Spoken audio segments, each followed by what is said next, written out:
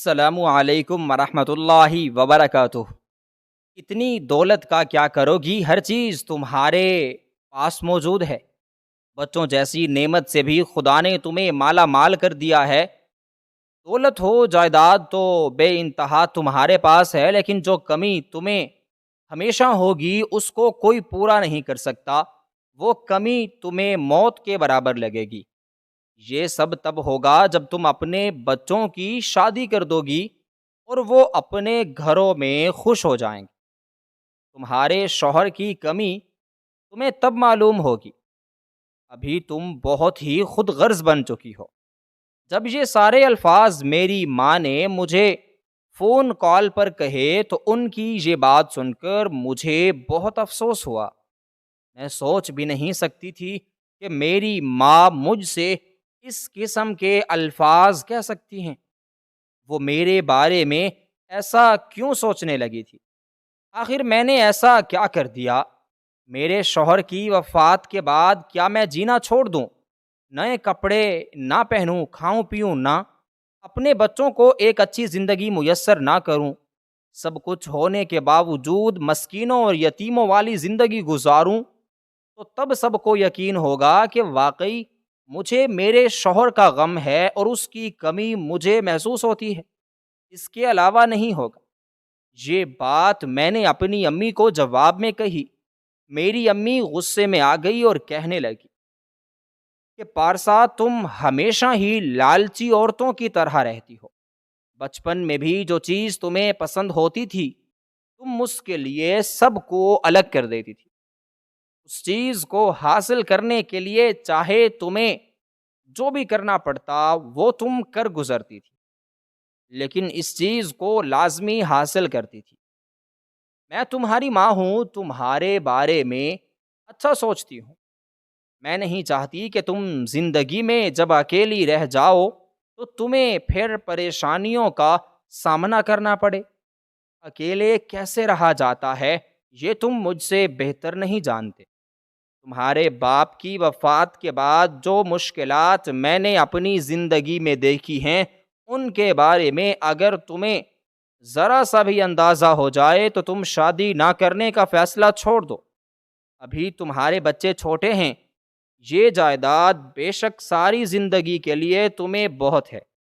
یہ جو دولت تمہیں تمہارا شوہر دے کر گیا ہے تمہارے بچوں اور تمہارے لیے کافی ہے، لیکن ایک مرد کا سہارا عورت کے لیے بہت ضروری ہوتا ہے۔ اگر یہ سہارا تم نے کھول دیا ہے تو دوبارہ بھی حاصل کر سکتی ہو۔ میں تمہاری ماں ہوں، میں چاہتی ہوں کہ تم دوسری شادی کر لو۔ تمہارے 3 بیٹے ہیں، 1 بیٹی ہے، ان کو باپ کی ضرورت ہے۔ تمہیں ایک سہارے کی ضرورت ہے جو شوہر کی شکل میں تمہارے پاس ہو۔ ابھی تمہارے بچے چھوٹے ہیں۔ جیسے میری ماں نے مجھے دوسری شادی کے بارے میں صاف صاف کہا تو میں نے غصے میں آ کر کال کاٹ دی اور رونے لگ گئی، کیونکہ میں اپنے شوہر کی جگہ کسی اور دوسرے مرد کو نہیں دے سکتی تھی۔ مجھے کسی کے سہارے کی ضرورت نہیں تھی۔ میں اپنے بچوں کے سہارے اپنی ساری زندگی گزار سکتی تھی، کیونکہ ایک دن وہ جوان ہو جائیں گے، یہ امید مجھے مضبوط بنائے رکھ دیتی۔ آج جب میری ماں نے مجھ سے یہ الفاظ کہے تو مجھے ان کی باتوں کا بہت افسوس ہونے لگا۔ اتنا افسوس لگا کہ میں نے اپنے آپ کو کمرے میں بند کر لیا۔ میں کسی بھی صورت اپنی ماں کی یہ بات ماننے کے لیے راضی نہ تھی۔ میرا شوہر جس کو میں اپنا سب کچھ تسلیم کرتی تھی، زندگی کے اس راستے میں جب اس کی زندگی اور عمر پوری ہو گئی اور وہ مجھے چھوڑ کر چلا گیا تو میں کیسے اس کی جگہ کسی اور کو دے دوں؟ کیا میں وہ وقت بھول جاؤں جب میں نے پورے خاندان کے خلاف جا کر اپنے پسندیدہ مرد کو حاصل کرنے کے لیے کئی مشکلات کا سامنا کیا؟ نہ صرف اپنی امی کو ناراض کیا بلکہ اپنے بھائیوں سے بھی قطع تعلقی کر بیٹھی۔ جن مشکلات میں نے اپنے شوہر کا ساتھ حاصل کیا اس کو بھول جاؤں، وہ محبت جو بے انتہا میں نے اپنے شوہر سے کی وہ اب کسی اور پر نچھاور کر دوں، اس کی جگہ کسی اور کو دے دوں۔ میں کیسے یہ سب برداشت کر سکتی ہوں؟ میں کیسے اپنے بچوں پر ظلم کر سکتی ہوں؟ کیونکہ میں نہیں جانتی جس سے میں شادی کروں گی وہ شخص کیسا ہوگا، نہ جانے وہ میرے بچوں کے ساتھ کیسا سلوک کرے گا یا میرے ساتھ اس کا رویہ کیسا ہوگا۔ میں شادی کرنا چاہوں تو کوئی بھی شخص مجھ سے شادی کر لے گا صرف اور صرف جائیداد کی خاطر، اور یہ بھی ہو سکتا ہے کہ وہ مجھ سے میری ساری جائیداد چھین کر چلا جائے، پھر میں اور میرے بچے در بدر کی ٹھوکریں کھائیں گے۔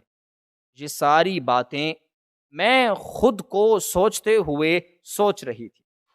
ابھی میں شیشے کے سامنے یہی خیالات اپنے ذہن میں رکھے سوچ رہی تھی کہ اچانک سے میرا بڑا بیٹا ندیم کمرے میں آیا اور آ کر رونے لگا، کیونکہ وہ اپنے باپ کو بھول نہ پایا۔ اس کی عمر 10 سال ہو چکی تھی اور اس کے باپ کو فوت ہوئے ابھی 2 سال ہوئے تھے۔ ان 2 سالوں میں جتنا اکیلا پن میں نے محسوس کیا اور جو تکلیف مجھے ہوئی اس کا کوئی بھی شخص اندازہ نہیں لگا سکتا، اور نہ ہی میں اس تکلیف کو الفاظوں میں بیان کر سکتی ہوں۔ لیکن اس سب کے باوجود مجھ سے کوئی راضی نہیں ہے۔ جو بھی مجھ سے ملنے کے لیے آتا ہے یا مجھ سے بات کرتا ہے وہ مجھے دوسری شادی کا مشورہ دیتا ہے۔ نہ جانے ان لوگوں کو یہ سمجھ کیوں نہیں آتی کہ ایک ماں جس کے 4 بچے ہوں وہ کیسے دوسری شادی کری۔ میں کئی بار سب کو سمجھا چکی تھی لیکن میری بات کسی کو سمجھ نہ آتی تھی۔ خیر جب ندیم رونے لگا تو میں بھی اپنے آنسو روک نہ پائی۔ میری بھی آنکھیں برسات کی طرح برسنے لگیں۔ مجھے تو پہلے ہی میری ماں کی بات کا دکھ ہو رہا تھا اور اپنے شوہر کی وجہ سے پریشانی ہو رہی تھی، اور اب میرا بیٹا ندیم اپنے باپ کی یاد میں اس طرح رویا کہ میں اپنے آپ کو کنٹرول نہ کر پائی اور بے ساختہ ہو کر رونے لگی۔ خیر مجھے مضبوط بننا تھا، اپنے بچوں کے سامنے ثابت قدم رہنا تھا، کیونکہ ان کے علاوہ میرا اور کوئی سہارا نہ تھا، اور ان کا سہارا صرف ان کی اکلوتی ماں تھی۔ مجھے اب نہ صرف ماں کا کردار ادا کرنا تھا بلکہ باپ کا بھی کردار ادا کرنا تھا۔ مجھ پر مشکل وقت آ چکا تھا اور اس وقت میں مجھے ثابت قدم رہنا تھا۔ میں کبھی بھی حوصلہ اور ہمت نہ ہارتی، لیکن لوگوں کی باتیں مجھے پریشان کر دیتی تھیں۔ نہ صرف پریشان کرتی تھیں بلکہ مجھے بہت ہی افسوس ہوتا تھا اور ذہنی دباؤ محسوس کرتی تھی، لیکن میں نے اپنے دکھوں اور غموں کا اظہار کبھی بھی اپنے بچوں کے سامنے نہ کیا۔ میں نے ندیم کو سمجھاتے ہوئے اس کی آنکھیں صاف کیں اور اپنے ساتھ بٹھاتے ہوئے اس کو کہا کہ بیٹا، کیا تمہیں اپنی ماں پر بھروسہ نہیں؟ کیا تم اپنی ماں سے محبت نہیں کرتے؟ کیا میں نے آج تک تم لوگوں کو کسی چیز کی کمی آنے دی ہے؟ پھر اس پریشانی کی وجہ کیا ہے؟ کیا زندگی اور موت انسان کے بس میں ہے؟ یہ ساری چیزیں تو خدا تعالیٰ کے بس میں ہیں، وہ جسے چاہے جب تک زندہ رکھے اور جسے چاہے اپنے پاس بلا لے۔ اگر تم پریشان رہو گے تو تمہارے چھوٹے بہن بھائی تمہیں دیکھ کر پریشان ہوں گے۔ تم اپنے آپ کو حوصلے میں رکھو۔ تمہیں نہ صرف اپنے بہن بھائیوں کا حوصلہ بننا ہے بلکہ میری طاقت بننی ہے۔ جب میں نے یہ سارے الفاظ اپنے بیٹے ندیم سے کہے تو اس کو تھوڑا حوصلہ ملا۔ تھوڑی دیر بعد ہی وہ میرے کمرے سے چلا گیا۔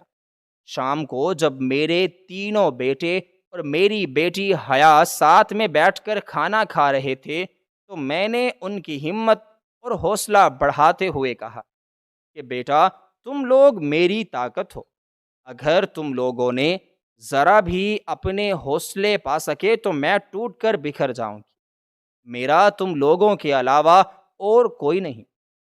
بہن بھائی میں پہلے ہی ناراض کر چکی ہوں، میرا ان کے گھر آنا جانا نہیں ہے۔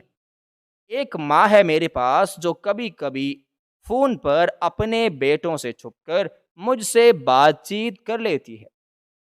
میرا باپ پہلے ہی اس دنیا سے انتقال کر چکا ہے۔ تم لوگوں کو اپنی پڑھائی پر توجہ دینی ہوگی اور دنیا کے سامنے اپنی کامیابی کو ثابت کرنا ہوگا۔ ان کو بتانا ہوگا کہ تمہاری ماں نے تمہاری کتنی اچھی تربیت کی ہے اور بغیر باپ کے بھی تم لوگوں کی زندگی بہت ہی اچھی گزر رہی ہے۔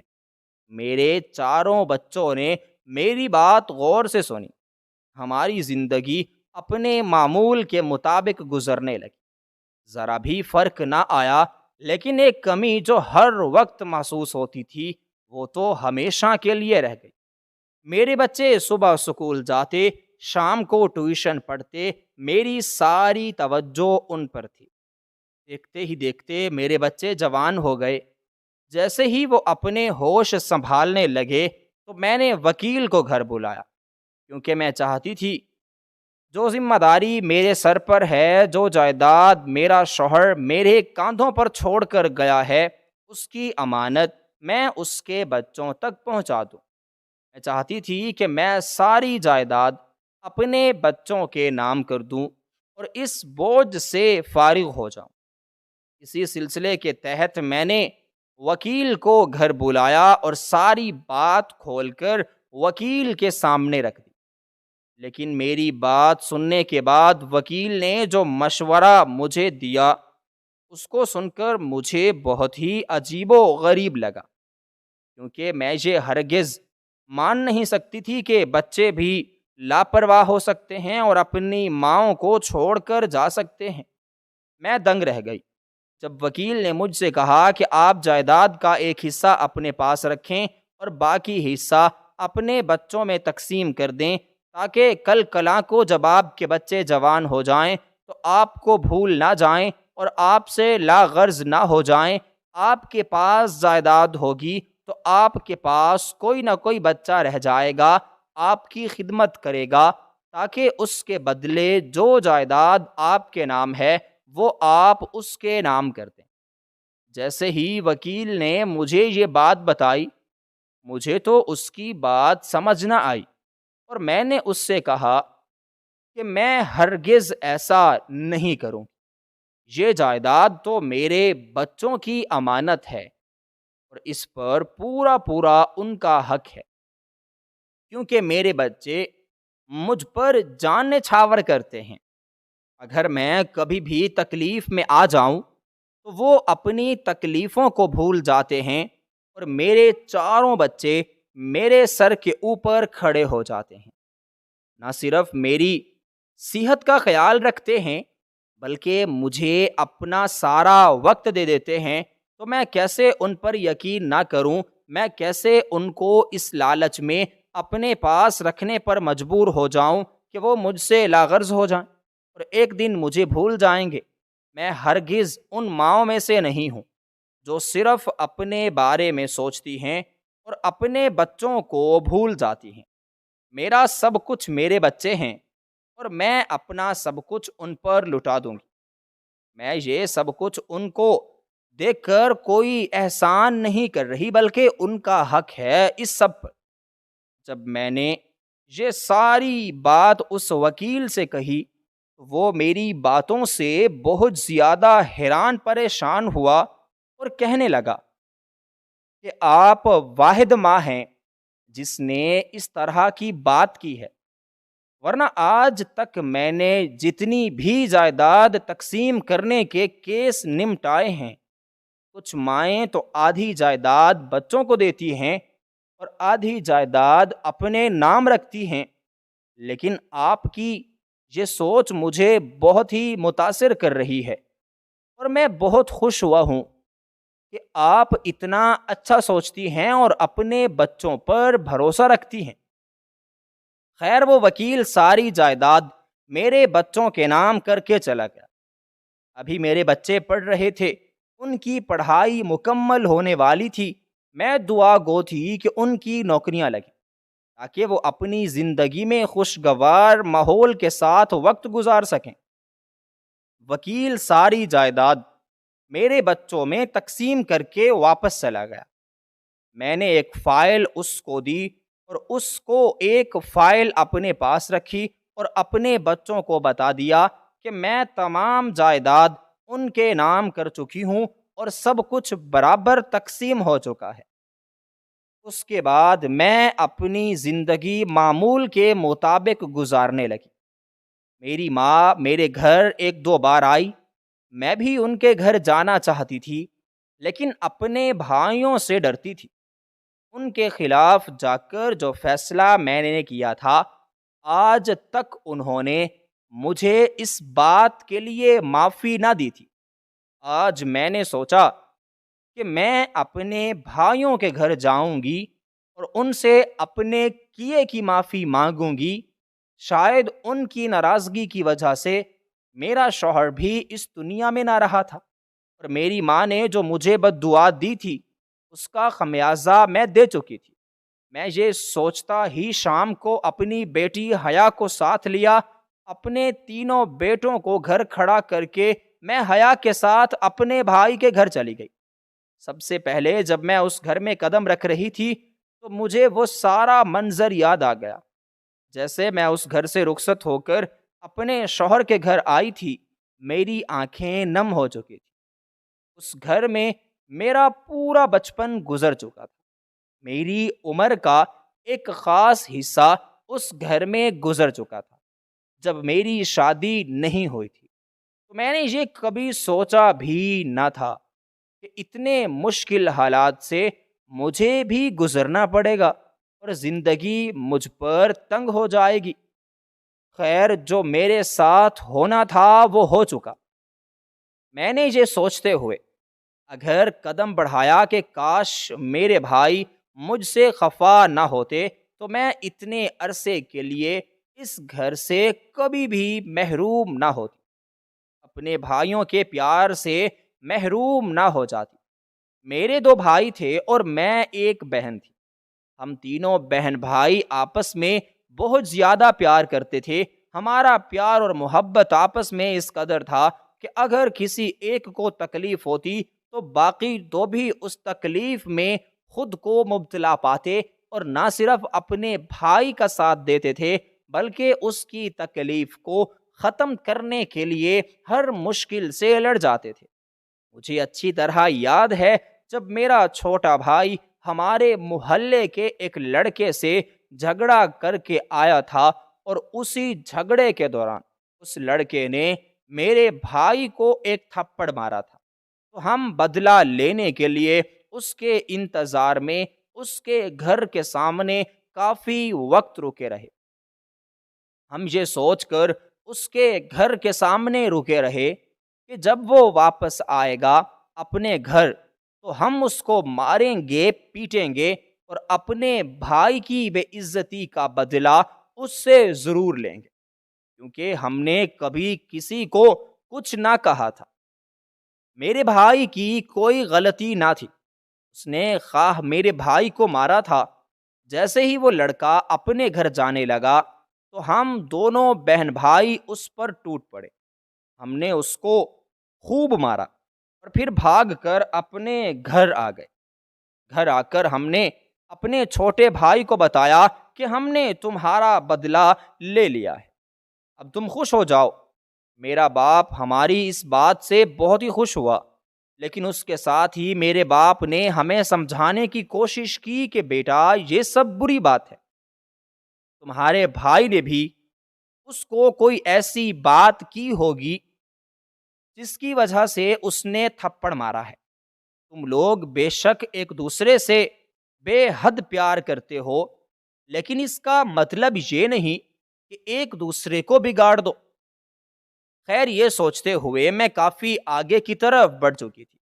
اب میں اپنی ماں کے کمرے کے سامنے آ چکی تھی۔ جیسے میں اندر گئی تو میری ماں سوئی ہوئی تھی۔ میں نے ان کو جگائے بغیر ہی ان کے ساتھ بیٹھنا چاہا اور میں ان کے ساتھ بیٹھ گئی۔ جب میں ان کے ساتھ بیٹھی تو میری آنکھیں نم ہو چکی تھی۔ میری بیٹی سامنے رکھی ایک صندوق کے بارے میں مجھ سے پوچھنے لگی اور کہنے لگی کہ امی جان، اس میں کس کا سامان ہے؟ نانی جان کا سامان تو الماری میں پڑا ہوا ہے، یہ کس کا سامان ہے؟ جیسے میری بیٹی نے کھولا تو اس میں سے میری ساری پرانی چیزیں رکھی ہوئی تھی جن کے ساتھ میں بچپن میں کھیلا کرتی تھی۔ میری ماں نے ان چیزوں کو آج تک سنبھال رکھا تھا۔ میں نے حیا کو بتایا کہ بیٹا، یہ میری چیزیں ہیں، تمہاری نانی نے ان کو آج تک سنبھال رکھا ہے۔ بھیا میری چیزوں کو دیکھنے لگ گئے اور اسی صندوق میں ہی مصروف ہو گئے۔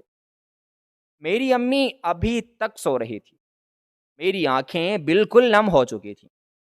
مجھے وہ وقت یاد آ گیا جب میری امی مجھے بے حد پیار کرتی تھی۔ میرے بھائی مجھ پر جان دیتے تھے اور میں ان کے ساتھ کیا کر دیا؟ خیر، اس سب میں میرا کوئی قصور نہ تھا۔ مجھے اچھی طرح یاد ہے میں نے اپنے بھائیوں کو بہت منانے کی کوشش کی تھی۔ ان کو راضی کرنے کے لیے میں ہر حد تک گئی تھی، لیکن میرے دونوں بھائی میری اس بات سے راضی نہ ہوئے، کیونکہ وہ نہیں چاہتے تھے کہ میں اس لڑکے سے شادی کروں جو لڑکا پہلے ایک جگہ پر نکاح کر چکا تھا اور پھر اس کو طلاق دے چکا ہو۔ رخصتی نہیں ہوئی تھی لیکن نکاح ہو چکا تھا۔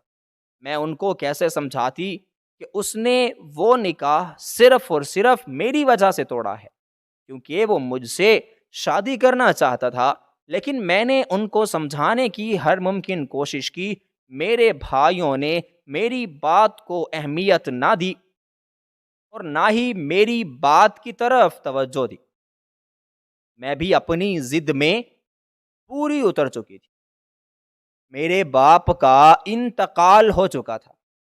میری شادی میں صرف میری ماں شریک ہوئی تھی۔ انہوں نے ہی میری شادی کے ساتھ میری رخصتی کر دی تھی۔ اس کے بعد آج کئی سالوں بعد میں اپنی ماں کے گھر ان سے ملنے کے لیے آئی تھی، کیونکہ میرے بھائیوں نے یہ دروازے مجھ پر ہمیشہ ہمیشہ کے لیے بند کر دیے تھے۔ خیر، ان کی بھی کوئی قصور نہیں تھی، سب میری ہی وجہ سے ہو رہا تھا۔ ابھی میں یہی سوچ رہی تھی کہ میری بیٹی حیا کی آواز پر میری امی کی آنکھ کھل گئی۔ جیسے ہی میری امی نے مجھے اپنے پاس بیٹھے ہوئے دیکھا تو وہ دنگ رہ گئی۔ حیرانیوں کا پہاڑ ان پر ٹوٹ پڑا تھا اور ان کو میری موجودگی کا یقین ہی نہیں ہو رہا تھا، کیونکہ میری ماں مجھ سے کئی بار کہہ چکی تھی میرے گھر آؤ، لیکن میں خود غرض ہو کر ان کے گھر نہ جاتی، اور آج میں خود ہی بغیر بلائے ان کے گھر آ چکی تھی تو میری ماں بہت زیادہ حیران تھی۔ انہوں نے جب مجھے اچانک اپنے ساتھ پایا تو ان کی آنکھیں کھلی کی کھلی رہ گئیں۔ وہ جلدی سے اٹھ بیٹھی اور میرے گلے ملی۔ میں اور میری ماں بہت زور زور سے روئے۔ اس کے بعد میری ماں مجھے اپنے دونوں بھائیوں کے گھر پر لے گئی۔ جب میں ان کے گھر گئی تو ان کے رویے نے مجھے حیران و پریشان کر دیا، کیونکہ میں یہ سب سوچ بھی نہیں سکتی تھی۔ جو بھائی مجھ سے اتنی نفرت کرتے ہیں اور مجھ سے ہر حد تک تعلق ختم کر چکے ہوں، وہ میری آمد پر ایسا رویہ اختیار کریں گے؟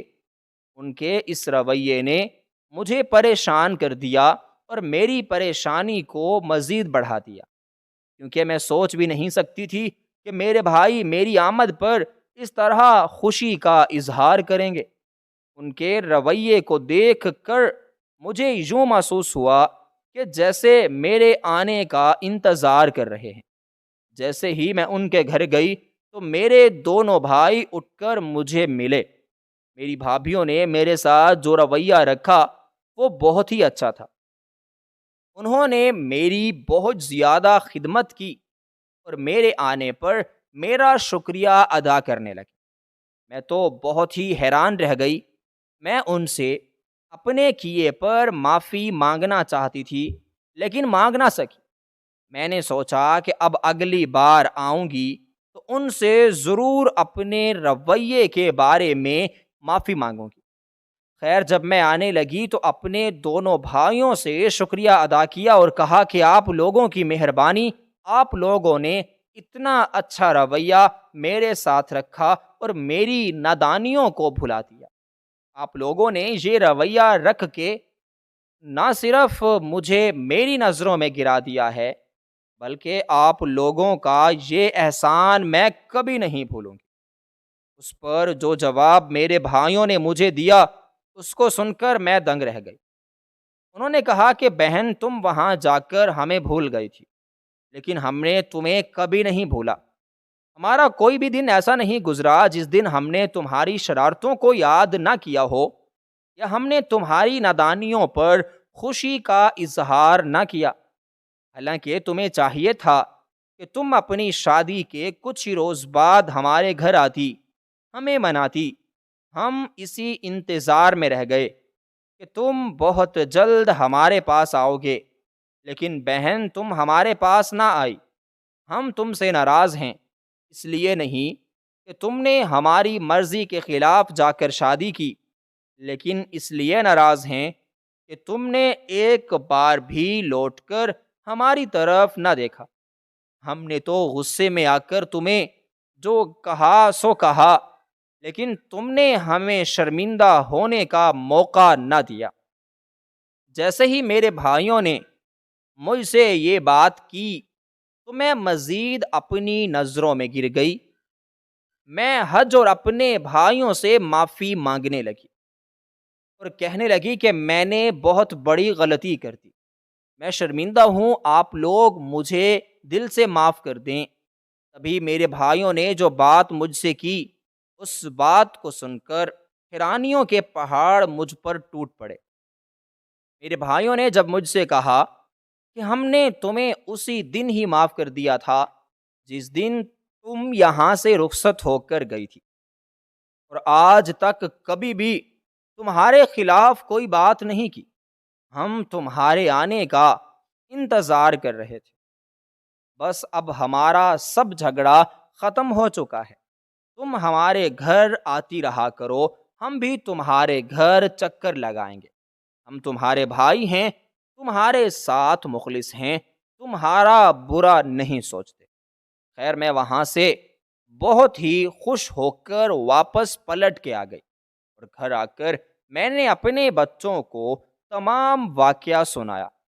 میرے بیٹے بھی بہت خوش ہوئے کیونکہ ایک بار پھر وہ مجھے خوشی کی حالت میں دیکھ رہے تھے۔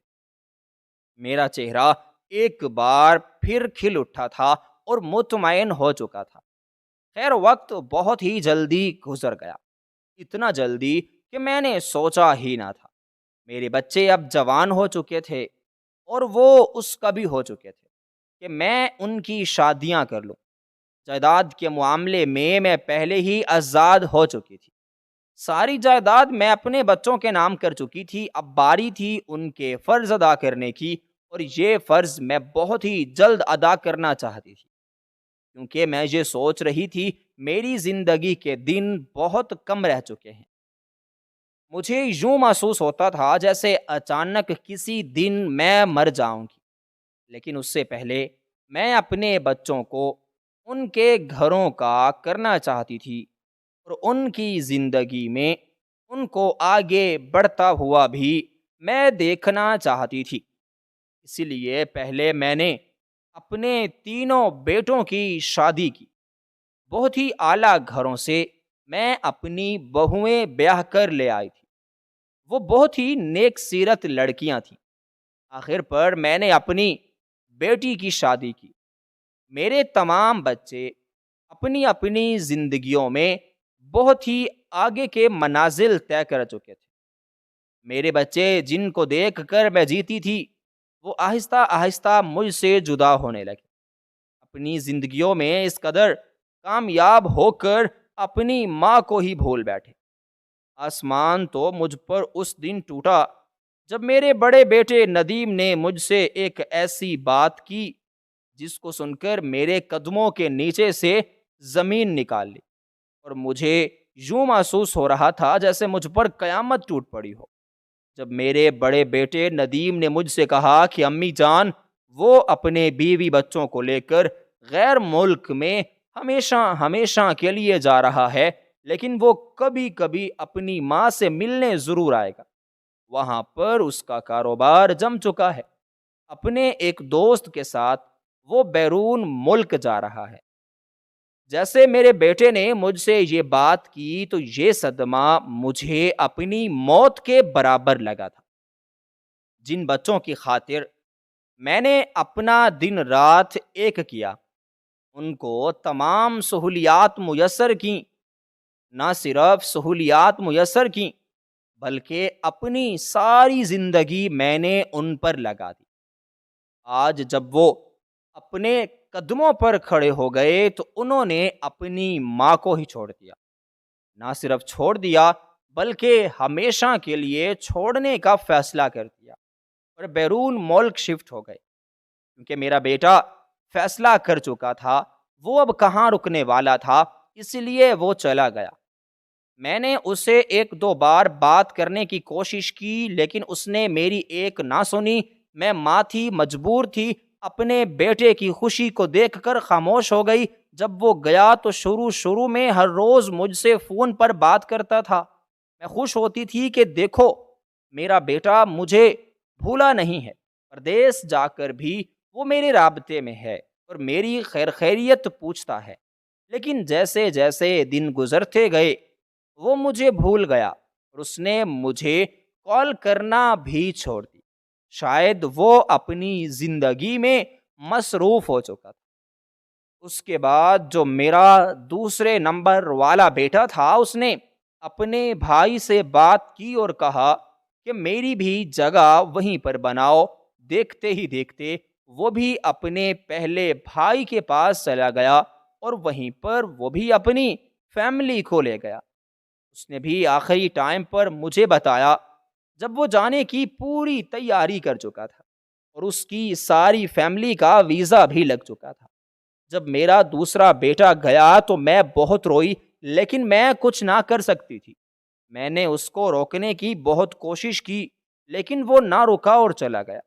کچھ عرصہ مجھے ان دونوں کی بہت یاد آتی رہی، لیکن میں شروع سے دکھوں کو سہنے کی عادی ہو چکی تھی اور میں خاموشی سے اپنی تکلیف کو برداشت کرتی رہی، لیکن اندر ہی اندر سے میں ٹوٹ چکی تھی۔ اب باری تھی میرے چھوٹے بیٹے فیصل کی، جس نے مجھے اسی دن بتایا جس دن وہ گھر سے جا رہا تھا۔ اس کی یہ جدائی میں برداشت نہ کر سکی تھی۔ میں اکیلی اس گھر میں کیسے رہ سکتی تھی؟ مجھے یقین تھا کہ میرا چھوٹا بیٹا میرے ساتھ رہے گا، لیکن اس نے بھی میرا ساتھ چھوڑ دیا۔ مجھے تنے تنہا چھوڑ کر میرے تینوں بیٹے دیکھتے ہی دیکھتے غیر ملک شفٹ ہو گئے، اپنی فیملیوں کو لے کر بہت ہی خوشگوار زندگی گزارنے لگے۔ میں بھی یہی چاہتی تھی کہ وہ بہت ہی خوش رہیں، ایک پرسکون زندگی گزاریں، لیکن میں یہ نہیں چاہتی تھی کہ وہ ہمیشہ ہمیشہ کے لیے مجھے چھوڑ کر پردیس چلے جائیں اور بیرون ملک شفٹ ہو جائیں۔ میرے تینوں بیٹوں میں سے کسی نے بھی مجھے ساتھ جانے کے لیے نہ بولا تھا، کسی نے بھی یہ نہ کہا تھا کہ امی جان آپ بھی ہمارے ساتھ چلیں، آپ بھی ہمارے ساتھ وہیں رہیں، ہم آپ کو بھی اپنے ساتھ رکھتے ہیں۔ مجھے ان کی یہ باتیں تکلیف دیتی تھی۔ اب میں پاگل پن کا شکار ہو چکی تھی۔ ہر وقت سوچ سوچ کر میرا دماغ سوچنے کی صلاحیت کو کھو بیٹھا تھا۔ میری سوچ سمجھ بالکل ختم ہو چکی تھی۔ پریشانیوں کے پہاڑ مجھ پر ٹوٹ پڑے تھے۔ اس آخر ایک عورت کس طرح اکیلی تنے تنہا پورے گھر میں زندگی گزار سکتی تھی۔ میرے بچوں نے مجھے لوگوں کے رحم و کرم پر چھوڑ دیا۔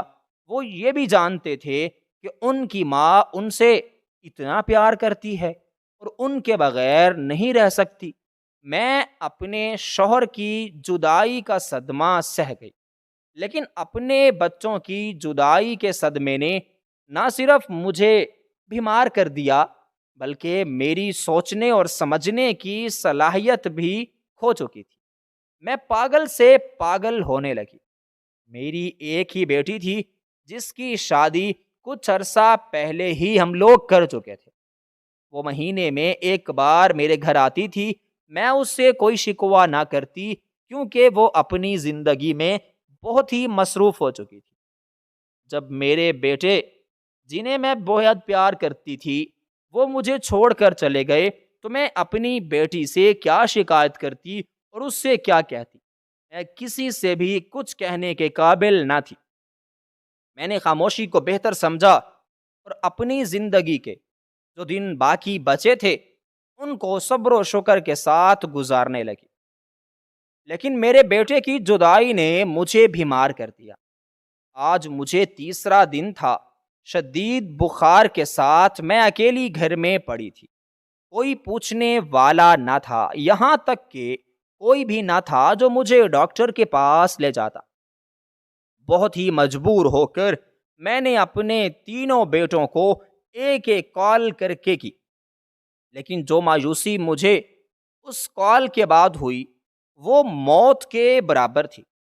یہ صدمہ مجھے موت کے برابر لگا تھا کیونکہ میں نے اپنے تینوں بچوں کو کئی بار کال کی لیکن کسی نے بھی میری کال نہ اٹھائی اور نہ ہی دوبارہ کال کر کے میرا پتہ کیا۔ میں شدید پریشان ہوئی، خوب روئی کیونکہ میرے بچے مجھے بے یار و مددگار اکیلا گھر پر چھوڑ گئے تھے۔ جب میں نے اپنی پچھلی زندگی کی طرف نظر دہرائی جہاں پر میں نے اپنے بچوں کو اپنے اوپر جان نچھاور کرتے ہوئے پایا تھا، اس وقت کے بارے میں مجھے سوچ کر رونا آ گیا اور میری آنکھیں نم ہو گئیں۔ لیکن شدید بخار کی وجہ سے میری آنکھیں سوج چکی تھیں اور آنسو بھی ختم ہو چکے تھے۔ خیر، جب میں بے حد بے بس ہوئی اور میری ٹانگوں میں شدید درد ہونے لگا، یہ درد جو میری ٹانگوں سے اٹھ کر پورے جسم میں پھیل گیا، اس کو میں برداشت نہ کر پائی اور مجبور ہو کر اپنی بیٹی کو کال کی۔ میری بیٹی نے پہلے 1 گھنٹے پر میرا فون نہ اٹھایا، نہ ہی میرا فون اٹھایا بلکہ مجھ سے ایک ایسی بات کی جس کو سن کر میری حالت اور خراب ہو گئی۔ میں نے کبھی بھی یہ نہ سوچا تھا کہ میری اپنی ہی بیٹی مجھ سے یہ بات کہے گی تو میں بہت زیادہ پریشان رہوں گی۔ مجھے یوں لگا کہ جیسے اس کے الفاظ مجھ پر تیروں کی طرح برس رہے ہوں۔ ابھی اس نے میری پوری بات ہی نہ سنی تھی کہ مجھ سے کہنے لگی کہ امی جان، میں بہت مصروف ہوں، آپ سے تھوڑی دیر بعد بات کرتی ہوں۔ میری حالت مرنے والی ہو گئی تھی۔ اگر میں مر جاتی تو پھر بھی میری بیٹی میری بہت مصروف تھی۔ میرے سارے بچے اس قسم کے لاغرض اور بے حس نکلیں گے میں نے اپنی زندگی میں کبھی نہ سوچا تھا۔ اور اس کے بعد جب میری بیٹی نے کال بند کر دی تو میں خوب روئی، خدا تعالیٰ سے معافیاں مانگنے لگی اور کہنے لگی کہ اے خدا، اب تو ہی میری مدد کر۔ میری اس بھری دنیا میں کوئی نہیں رہا۔ میرے اپنے بچے ہی جب مجھے اس حال میں چھوڑ کر چلے گئے ہیں تو میں اپنے بھائیوں کو کس طرح اپنی مدد کے لیے بلاؤں؟ ابھی میں یہی سب کچھ سوچ رہی تھی کہ اچانک میرا بڑا بھائی مجھ سے ملنے کے لیے آیا۔ بہت سارے پھل اس کے ہاتھ میں تھے۔ اس کی آواز میرے کانوں تک تو پہنچ رہی تھی، لیکن شدید بخار کی وجہ سے میری آواز نہیں نکل رہی تھی اور نہ ہی میں اس کو جواب دے پا رہی تھی۔ اس نے میرے گھر کے سارے کمرے دیکھے۔ جب وہ میرے کمرے میں مجھے ڈھونڈتے ہوئے آیا تو مجھے سوتا دیکھ کر کہنے لگا، بہن تم یہاں پر سو رہی ہو، میں نے پورا گھر سر پر اٹھا رکھا ہے اور تمہیں ڈھونڈ رہا ہوں، یہ بھی کوئی سونے کا وقت ہے؟ اٹھو، میں تم سے ملنے کے لیے آیا ہوں اور یہ سامان لے کر آیا ہوں تمہارے لیے، کچھ فروٹ ہیں اور کچھ کھانے پینے کی چیزیں ہیں۔ میں نے سوچا تم اکیلی گھر پر خود کو تنہا محسوس کر رہی ہوگی، اسی وجہ سے میں تم سے ملنے کے لیے آ گیا تھا کہ تمہیں تھوڑی سی خوشی ہو جائے۔ میں اپنے بھائی کی یہ باتیں سن تو رہی تھی، لیکن میں نے ابھی تک اپنے بھائی کو کوئی جواب نہ دیا تھا۔ کہیں پر اپنے ہونٹ ہلانے کی کوشش کی، لیکن مجھے یوں لگ رہا تھا جیسے میری زبان جم چکی ہو۔ خیر میرے بھائی میرے قریب آئے، جیسے اس نے مجھے ہاتھ لگایا تو اس کے قدموں کے نیچے سے زمین نکل گئی، کیونکہ میں شدید بخار میں تپ رہی تھی۔ اس نے میری حالت دیکھی تو اس کی آنکھیں نم ہو گئیں۔ جلدی اس نے مجھے اٹھایا اور مجھے ڈاکٹر کے پاس لے گیا۔ ایک ہفتہ میں ڈاکٹر کے پاس انڈر آبزرویشن پڑی رہی، اپنے ہوش و حواس سب کھو چکی تھی۔ 3 دن سے مسلسل بخار نے میرا جسم نچوڑ کھایا تھا اور اس بخار کا اثر میرے دماغ پر ہو چکا تھا اور میں پاگل سی ہو چکی تھی۔ اصل میں یہ دماغی دباؤ میرے بچوں کی جدائی کا تھا، جو کہ ایک بخار کی صورت میں میرے دماغ پر اثر کر چکا تھا۔ میں اپنے ہوش سب کھو بیٹھی تھی۔ مجھے نہیں معلوم کہ میرے ساتھ کیا ہو رہا ہے۔ میرا بھائی میرے گھر کو بند کر کے مجھے اپنے ساتھ اپنے گھر لے گیا۔ میری ماں تو کچھ عرصہ پہلے ہی انتقال کر چکی تھی۔ ان کا صدمہ ابھی میں نے بھلایا نہ تھا کہ میرے تمام بچے مجھ سے جدا ہو گئے۔ ایک کے بعد ایک پریشانی نے میرے گھر کی راہ دیکھ لی تھی، اور اب میری یہ حالت مجھے دن بدن کمزور کرتی جا رہی تھی۔ میرے بھائی مجھے اپنے گھر لے گئے۔ کچھ دنوں بعد میں تھوڑی بہتر محسوس کرنے لگی اور صحت یاب ہو گئی۔ میں نے اپنے بھائی سے اجازت مانگی اور کہنے لگی کہ بھائی مجھے گھر جانا ہے، لیکن میرے بھائی نے نہ صرف مجھے انکار کیا بلکہ جو بات مجھ سے کہی اس بات کو سن کر میری آنکھیں نم ہو گئیں اور میں اپنے جذبات کو کنٹرول نہ کر سکی۔ جب میرے بھائی نے مجھ سے کہا کہ اب تمہاری ساری ذمہ داریاں ہم پر آ چکی ہیں اور ہم تمہاری ذمہ داریوں کو بہت ہی اچھے طریقے سے ادا کریں گے، اس وقت جب تمہیں تمہارے بچوں نے تنے تنہا چھوڑ دیا، حالانکہ تمہیں ان کی بہت ضرورت تھی، انہوں نے تمہارا ساتھ نہ دیا، لیکن ہم تمہارے بھائی ہیں، ہمیشہ تمہارا ساتھ دیں گے، اور اس مشکل وقت میں ہمارا حق بنتا ہے کہ ہم تمہیں اپنے ساتھ رکھیں اور تمہاری مدد کریں۔ جیسے ہی میرے بھائی نے مجھے یہ بات کی تو میری آنکھیں نم ہو گئیں اور میں رونے لگی، کیونکہ میں اپنے جذبات کو سنبھال نہ سکی تھی۔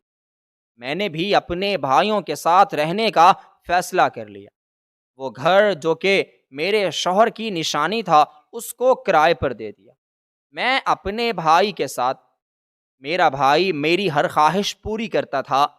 میرے بھتیجے شادی شدہ ہو چکے تھے، لیکن اس کے باوجود وہ اپنے باپ کی جتنی عزت کرتے تھے اتنی ہی میری عزت کرتے تھے۔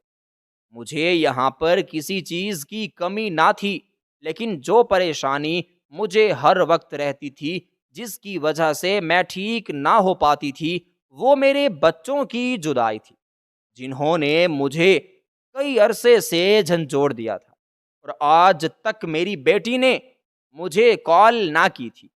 میں اس کی کال کے انتظار میں تھی۔ اس نے کہا تھا کہ میں اب بھی مصروف ہوں، تھوڑی دیر بعد میں آپ کو واپس کال کروں گی۔ ابھی تک شاید اس کی مصروفیات ختم نہ ہوئی تھی۔ میری زندگی رواں رواں کر کے گزرتی گئی۔ وقت بھلا کس کا انتظار کرتا ہے۔ ایک دن اچانک سے دروازہ کھٹکا۔ میرا بھائی دروازے پر جس عورت کو اپنے ساتھ لے آیا وہ عورت اور کوئی نہیں بلکہ میری اپنی بیٹی حیا۔ حیا کو دیکھ کر مجھے بہت حیرانگی ہوئی۔ یہ تو میں سوچ بھی نہیں سکتی تھی کہ وہ اس طرح مجھ سے ملنے کے لیے آئے گی۔ کبھی اس کو اپنی مصروفیات میں سے فرصت ملے گی اور اپنی ماں کی طرف آئے گی۔ جیسے حیا میری طرف آئی تو فوراً میرے قدموں میں آ کر گر گئی اور مجھ سے معافی مانگنے لگی۔ کہنے لگی کہ امی جان، میں نے آپ کی بات نہیں مانی اور میں آپ سے بالکل لاپرواہ ہو گئی، اس لیے میں آپ سے معافی طلب کرتی ہوں۔ آپ نہیں جانتی کہ جو سلوک میرے آپ کے ساتھ کیا اس کی مجھے کتنی بڑی سزا ملی ہے۔ مجھے بہت حیرانگی ہوئی اور میں سوچنے لگی میں تو کبھی اس سے کوئی بد دعا نہ دی، نہ ہی میں اسے خواہ ہوں۔ مجھے بس ان لوگوں کی یاد ضرور آتی تھی، لیکن اس کے بعد بھی میں نے سب کچھ برداشت کیا۔ حیا کی بات قیامت کی طرح مجھ پر ٹوٹی تھی جب حیا نے مجھے بتایا کہ اس کی ایک بیٹی شدید بیمار ہے۔ ہر ڈاکٹر سے اس کا علاج کروا چکے ہیں لیکن صحت یاب نہیں ہو رہی۔ نہ جانے اس کو کیا ہو گیا ہے۔ پہلے وہ بالکل ٹھیک تھی، صحت یاب تھی۔ جس دن میں نے آپ کی کال کو نظر انداز کیا اس کے ایک ہفتہ بعد میری بیٹی اچانک بے ہوشی کی حالت میں مجھے کمرے میں ملی۔ ہر ڈاکٹر کے پاس لے کر گئی ہوں لیکن کسی نے بھی تسلی بخش جواب نہیں دیا۔ امی جان، میں بہت پریشان ہوں، آپ سے معافی مانگنے کے لیے آئی ہوں۔ آپ کے دل میں اگر میرے لیے تھوڑی سی بھی ناراضگی ہے تو اس کو دور کر دیں، پلیز مجھے معاف کر دیں تاکہ میری بیٹی صحت یاب ہو جائے۔ مجھے اپنی بیٹی سے بہت ہی پیار ہے۔ جب میں نے اس کو اپنے آپ سے جدا ہونے کے بارے میں سوچا تو میری جان نکل گئی۔ بس یہی خیال مجھے آپ کی طرف کھینچ کر لے آیا ہے کہ اسی طرح میں بھی تو آپ کو پیاری ہوں، شاید آپ میری حالت کو سمجھ رہی ہے۔ جیسے میری بیٹی نے یہ الفاظ مجھ سے کہے تو میں نے اسے نہ صرف معاف کر دیا بلکہ اس کی بیٹی کی صحت کے لیے بہت زیادہ دعائیں کی۔ اس کے بعد ہی وہ چلی گئی۔ دوبارہ جب وہ آئی تو بہت ہی خوش تھی کیونکہ اس کی بیٹی صحت یاب ہو چکی تھی۔ اس نے بولا کہ امی جان، آپ کی دعائیں رنگ لا گئی ہیں، میری بیٹی بالکل ٹھیک ہو چکی ہے، لیکن آپ یہاں پر کیوں ہیں؟ اس کے بعد میں نے اس کو ساری حقیقت سنائی، جس کو سن کر اس کی آنکھیں نم ہو گئیں اور وہ رونے لگی۔ خیر، میرے ساتھ جو ہونا تھا وہ ہو گیا۔ میں نے اس کو حوصلہ دیا اور کہا کہ میری دعا ہے کہ تم ہمیشہ اپنے گھر میں خوش رہو، لیکن میری ایک وصیت ہے جس کو ہمیشہ یاد رکھنا، کیونکہ میں چاہتی ہوں، میرے پاس بہت کم دن رہ گئے ہیں، میں بہت جلد اس دنیا سے کوچ کرنے والی ہوں، لیکن میری نصیحت کو یاد رکھنا، میرے بیٹوں کو میرے مرنے کی اطلاع مت دینا اور نہ ہی ان کو میرے بارے میں کچھ بتانا، کیونکہ میں اب ان کے آنے کی امید بالکل ختم کر چکی ہوں۔ میں نہیں چاہتی کہ وہ آخری وقت میں آ کر میرا منہ دیکھیں اور ساتھ میں اپنی مجبوریاں بھی لے آئیں۔ خدا کرے کہ وہ کبھی مجبور نہ ہوں اور نہ ہی مجبوری ان کو کھینچ کر میرے پاس لے آئے۔ اس کے بعد میری بیٹی نے مجھے حوصلہ دیا اور وہ اپنے گھر چلی گئی۔ اب میں اپنے بھائی کے گھر رہنے لگی اور اب مجھے ہرگز اپنے بچوں کا غم نہ تھا اور نہ ہی اپنے بیٹوں کی جدائی کے بارے میں خیال آتا تھا، کیونکہ میں جان چکی تھی وہ اپنی زندگیوں میں بہت مصروف ہو چکے ہیں اور بہت ہی خوش ہیں۔ لیکن مجھے یہ علم تھا کہ وہ ایک دن ضرور اپنے کیے پر پچھتائیں گے اور دوبارہ یہاں پر واپس لوٹ کر آئیں گے۔ بس اسی امید نے مجھے زندہ رکھا۔